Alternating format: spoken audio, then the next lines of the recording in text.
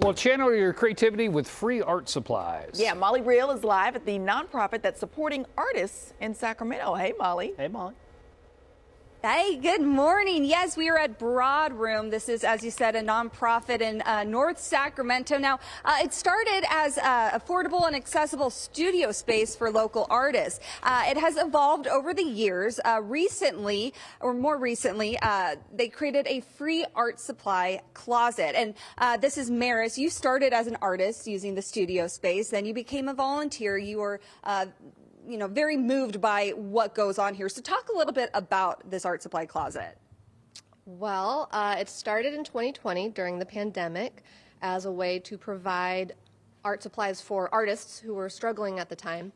And generally it became more and more popular, more successful. And we realized that there was a greater need for art supplies for families and teachers, so we expanded it, and now we have appointments available for anyone who wants to come. Yeah, and let's talk about an appointment, what that looks like. Someone, of course, they book it ahead of time, they come in, and then where do you go from there? So you book an appointment on broadroom.org, and you can make an appointment to shop or donate. And when you come, we'll basically show you around and let you know that you can take whatever you want. We generally recommend that you take what you need and leave what you can. And we basically will help you find whatever we can. Yeah. A call out, of course, artists who need some supplies, but as she said too, teachers, if you're out there, teachers who need supplies for their classroom, parents possibly too. Over here, they have this special table filled with school supplies. So right now they have backpacks, as you see, crayons, everything you could need for school as well. Over the years, it has evolved. And of course, there are kind of two sides to all of this. One is if you need it, it's here. The other, if you can give, you're here as well to take, right? Yes. Yeah. If you have extra supplies that you don't need, feel free to donate them. We'll take whatever we can. And yeah, basically it's a great place. It's like a library, right? Like if you want it for a little bit, if you use a little bit and then you have stuff that you don't want anymore, just bring it back, bring it here. Bring it here. So there's a wide variety of things here. How do people know, like, if they're going through their things, oh, can I donate this? Do they just reach out? Yeah, so you can email us, and if you have specific questions, otherwise you could just bring stuff and we'll sort it. We'll sort through the donations, and anything we can't use, we'll take to Goodwill. We generally don't recommend bringing anything that's broken or that's not really usable. So yeah, if it looks like it's in good condition and somebody could use it, then yeah, feel free to bring it. As an artist yourself, I mean, what does it mean to you that you're part of a group that's breaking barriers for people to be able to create art? I mean, it's rewarding, and it's, I think, a mission that a lot of people can get behind because it's sustainable and it's accessible. So it's really great to just meet other people in the community that are also community-minded and really into sustainable creativity. I have to tell you, producer Katie Congrave said in my ear earlier, I've donated so much yarn to this nonprofit. Katie, is this yours? No, it was back in February, she said.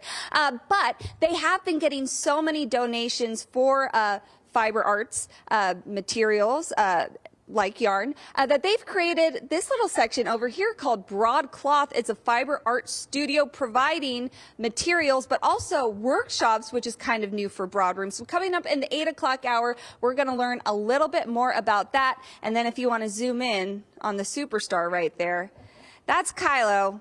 She's going to make a big appearance. I haven't spoken. Oh, no! Oh! Kyla's like, too close. I'm out. Too close. She's like, yeah. So, well, we'll try to convince her to be in it because Molly, you guys want to before see her. you She's go, so cute. Can you give us a review on the play that you saw last night so people know? Oh my gosh. Okay, so I went to see Jersey Boys last night. Oh. I went to see Jersey Boys last night, Music Circus, and if you watched last week, I got to actually be with the cast with the Four Seasons, and they gave us a little preview saying Sherry for us. I love that show so much, and each and every person in it was amazing. I have to give a special shout out to Jessie Crouch, who is in it. She is a Sacramento native, St. Francis High School alum. Yeah. I grew up doing theater with her, so it was so cool to get to cheer on That's awesome. a Sacramento. Yeah. So she sings "My Boyfriend's Back" and there's gonna cheer her on, especially when she sings that. If you go see it, but go see it. It is so good, you guys. Fantastic. I love it. We've got arts of all forms with Molly Reel this morning. So good. Thank you, Molly. How about you learn everything from knitting to tie-dye, all at a new community studio in Sacramento. Molly Reel is there now, getting assistance from a furry friend to learn those skills. Yeah, picking up something special for our friend Kylo the cat. Yeah, right here. If you have something like this lying around your house too, come on over to Broad Room to donate it. So if you're just joining us, we are at Broad Room. This is a creative collective in North Sacramento, also a free art supply closet where you can come either get free art supplies or donate them. Now, they were receiving so many donations when it comes to fiber arts, like that yarn there, that Maris here decided, hey, let's create an extension of Broad Room, create broadcloth. So Maris, this is a fiber art studio. Of course, you are offering those free supplies. We have, as we've kind of looked, those books that we have, the instructional ones, some really neat patterns. Parents can grab some, make some Halloween costumes, materials as well, and you offer free workshops. That's right. Yeah, we were getting so many bundles of fabric and vintage sewing patterns that it was inevitable that it needed to expand. And I've been managing all the supplies, and it just seemed like a natural evolution to start doing workshops in this space as well, to use the supplies. Yeah, so we have some examples of those art projects, and of course, our friend Kylo right here enjoying them as well. What are some of the classes you've been offering? So we just started in April, so we've only had a few, but one of the really great ones that we just did was a fabric stamping workshop here, where people learned how to carve into a rubber block and then put ink on it and apply it to some fabric. So people were making patches. You could do it directly onto clothing, whatever you want to do.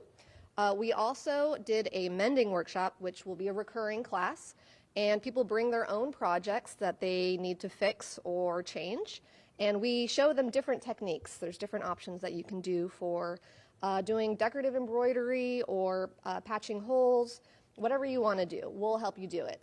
And Kylo will oversee whatever we're doing. Yes. Kylo will approve. And then you have some really neat workshops where you're giving back. Yes.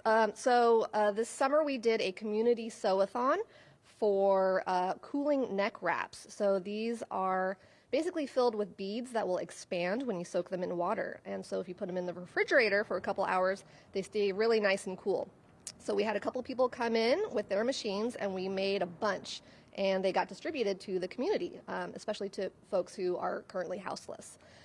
We will do another one at the end of fall for warm, cozy accessories, kind of like these mittens that are made out of upcycled wool sweaters. Yeah. So if you have any sweaters, if you have any fleece, feel free to donate it, because we're going to be making stuff, and we're going to be giving it out to folks who need to stay warm this winter. Important to note, I mean, there are two sides to this, where you can come, you can receive those free supplies, take those workshops, but also if you can come donate. I was just looking at, these little bits of fabric. People might easily throw them away, but they can be stuffing. Something that was recently donated, we're going to walk right past you, Alex, right there, is that spinning wheel right there, you guys. How cool is that? In case there are any people who know how to use it, and in case you do know how to use it, you can also pick up putting on the dog so that you can spin with a different twist. Remember, and then that's not Kylo Jell-O will pudding. be here for you to collect. Hi, Kylo. Is that right? Very important to note that this is Kylo's spot, so if you do come take a workshop, Kylo will be right here. And by the way, John, his sister, or her sister rather, is named Ray. Oh! If you pick up on Bam. Is that another character? Yeah. It is. Okay. Yes. It's another character, John. Yes, it is. So if you want to learn more about both Broad Room and Broadcloth, you can go online. We have that information on our website, gooddaysacramento.com. One last farewell to our feline friend. Kylo, you were a star. Yes, you were. Kylo, like the it, force Kylo. is And strong thank you with too. You were a star too, Maris. So great. Question: is there money in cat and dog hair supplying for yarn? Because that might affect my next dog choice. Wow. It's always about the bottom line. Yeah. Golden Retriever, Yeah. Husky? good choice. Yeah, for exactly. that, yeah. That might go for something like that. So ridiculous. Thank I you, have Molly. some at home you can collect, John. Perfect. Yeah, this might be a new business.